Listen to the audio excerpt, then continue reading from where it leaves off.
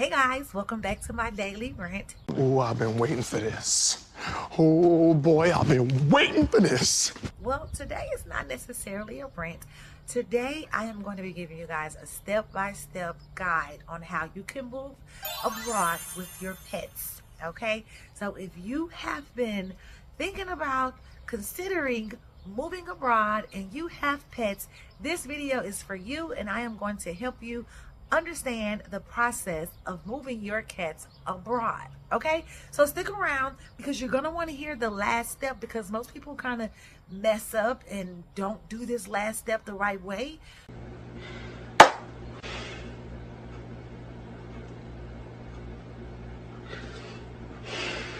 So really pay attention, jot down some notes, and let's jump in. Okay, the first thing that you're going to want to do is make sure that you get your pets microchipped. Now, you can get them microchipped at any clinic. A lot of different hospitals do microchips, but I suggest going to your local pet clinic and getting your cats microchipped. This is a very low cost depending on where you're at, because I'm gonna just tell you, when I got my pets microchipped, I was able to get their vaccinations and their microchips done together. I went to a place in Nashville. I can't remember the name, but I'll put the name on this screen so you guys, if you are in Nashville, I mean, you can maybe use this information. If not, then look up the local vets in your area. A lot of times the Humane Society in your area will help you, and this is a very low cost place that I went to, because I believe normally to get your pets microchipped is like $50 to $100, but where I went, it was a vet clinic, and I believe it was only $20 to get my cats microchipped, and it was another $15 to get them the vaccines that they need. Okay, so you can do these both at the same time depending on where you are, depending on what the clinic is saying or what they do. But I know that at some humane societies, they will offer these things. It's kind of like a once a month thing that they do. They offer these services to you at a very affordable price. So you could go this route, or you can just spend $50 getting the microchips and then maybe another $20 on getting the vaccine. Or if you're like me and like to save money, then you will contact your nearest humane society, your local humane society, and they can point you in the right direction on how to get affordable microchips and vaccinations for your pets. The vaccinations that you're going to want to get is FPCVR. What the hell? What the hell, Yante? What the hell? What the hell, Barry? Okay, look it up yourself. Go see what all of these vaccinations mean, because I'm not going to go over each one. Go see what each one means, and then you decide if you are wanting to do this for your pets, because these are the necessary vaccinations that they are going to require you to have when you are moving abroad, when you are traveling abroad with your pets. Okay, so make sure you do your own research. Regardless of what I'm giving you in this video, just make sure you take it upon yourself to do your own research. Okay, so the FPCVR vaccination is only for felines. So if you have a dog or any other type of pet, then you just need to Google to see exactly what type of vaccinations is required for your dog. But this is specifically for cats. Okay, the next vaccinations that you're going to want to get your animal, your pets, and this is for dogs and cats, is going to be your rabies shot. Okay, a rabies vaccination is required for pets traveling abroad. Now, the rabies shot has to be at least 21 days old when you departure. Okay, it can't be no more than 12 months, okay, since the last time you got your cat's a rabies shot or your dog's a rabies shot. Okay, so keep that in mind. Step 2, this is important. You want to make sure that you get the flight approval. So you're going to need to contact the flight or contact the airlines in which you are going to be flying and get that information from them. The airlines who I chose to go with is Qatar Airlines. I do know that they are really good when it comes to traveling with pets. Another airline that's really good with traveling with pets is Turkish Airlines, also Air Canada, is also good with traveling with pets. I believe that American Airlines do allow pets in cabins, but I don't think that's for international flights. So just double check with the airline that you choose to go with.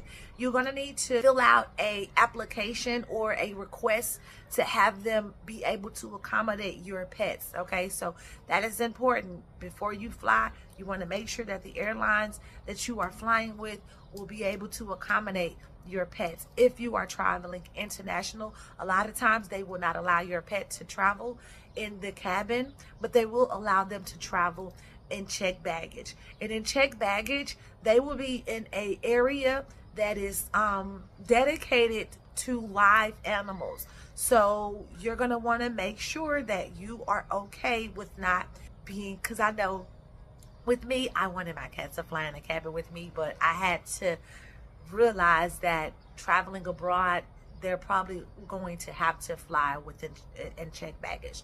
There are different types of common medications or sedative treats that you can give your cats or your dogs to make them sleep for the duration of the trip, just because you don't want them to kind of like have anxiety. And if you're traveling with cats, and you already know cats tend to have a lot of anxiety, and loud noises and things that they're not comfortable with can kind of startle them. And this can traumatize your cat. So you really want to make sure that you take this necessary precautions when you are allowing your cats to travel in checked baggage. Now, I will have a layover in Doha, which is going to be 2 hours and 40-minute layover. But with Qatar, they will allow the cats or your dogs, they will let them out of the cage around that time so that they are not just like cooped up in the cage while you are in transit. Also, you are going to make sure, you're going to want to make sure that you check with the airlines in regards to what size crates or kennels that you're going to need, because there is a specific size that you're going to have for your cat or your dog. They have to be able to stand up in the kennel and walk around in the kennel. The crate or kennel needs to be IATA approved, and that is International Air Transport Association. They have a requirement for pets or live animals traveling. So you want to make sure that this crate or kennel that you get is approved. So again, there's a lot of information that you can find on the airline under pet travels, which depending on whichever airline you get on or whichever airline you choose to fly with, they should have all that information for you. Depending on the size of the crate and the amount of pounds or kilograms that the crate weighs is what's going to determine how much you're going to pay for them to fly your cat or your animal or your dog. Just make sure that you check with the International Air Transport Associations to see what kind of crates and kennels are approved. The next step is going to be the health certificate. Now, this is another document that you're going to need. This health certificate needs to be within 10 days of your departure date. So for instance, if you are traveling on the 20th, then you need to have your health certificate administrated or documented on the 10th or after. It has to be within those 10 days. Otherwise, they're not going to approve it. How about no, you crazy bastard? Okay, now the health certificate can only be administrated through your approved veterinarians and hospitals. Again, you will need to check the USDA in America. Okay, this process is very expensive. I went through Good Vets in Nashville, and they charged me $366 per cat to get the health certificate. Now, I've seen health certificates be way more expensive, like $700, you know, so just be mindful that that is the most expensive thing that you're going to have to pay for flying with pets is the health certificate. Nobody told me that until I got to the last step, and I was like, what the hell? How? Hold on, bro. How? That's expensive. But keep that in mind, that it is going to be the most expensive document that you're going to have to get, but it's necessary that you have this document when you are traveling abroad with your pets.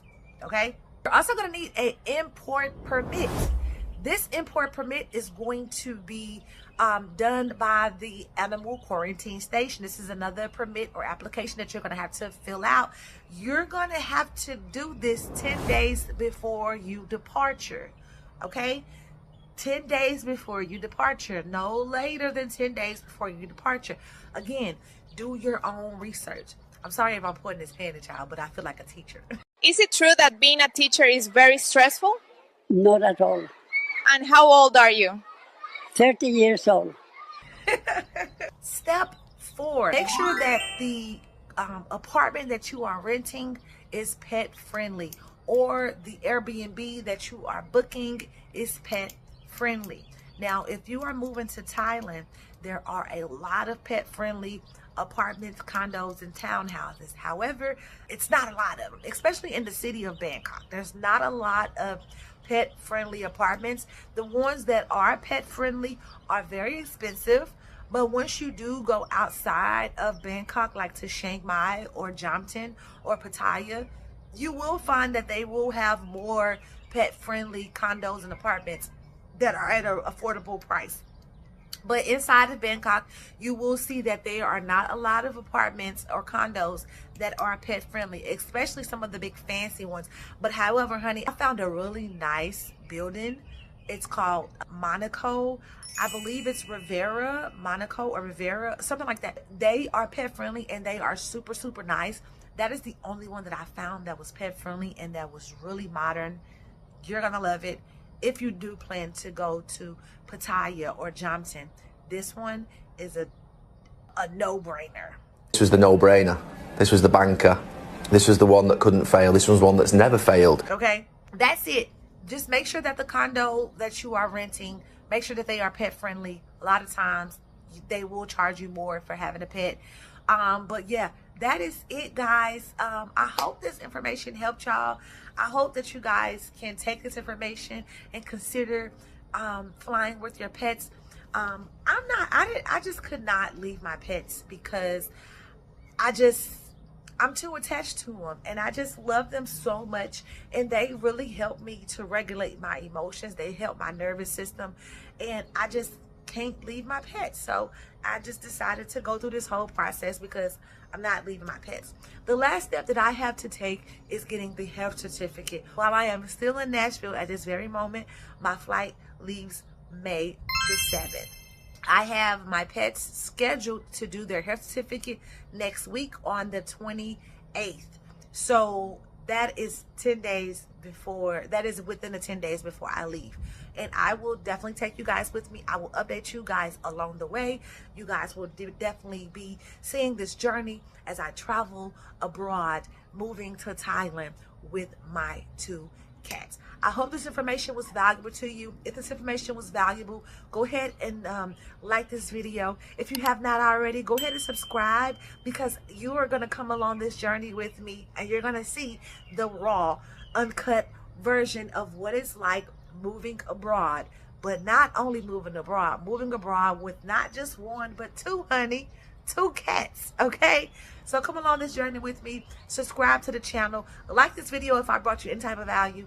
Let me know in the comment section if you yourself plan to move abroad and if you are bringing any animals with you, and what kind of animals are you bringing with you. I hope it's a cat or a dog, not a bird or a falcon or a pig or a squirrel, whatever. Comment below. Let me know what kind of pets you are bringing if you are considering moving abroad. All right, and I'll see you guys in the next rant. Bye. I love you guys.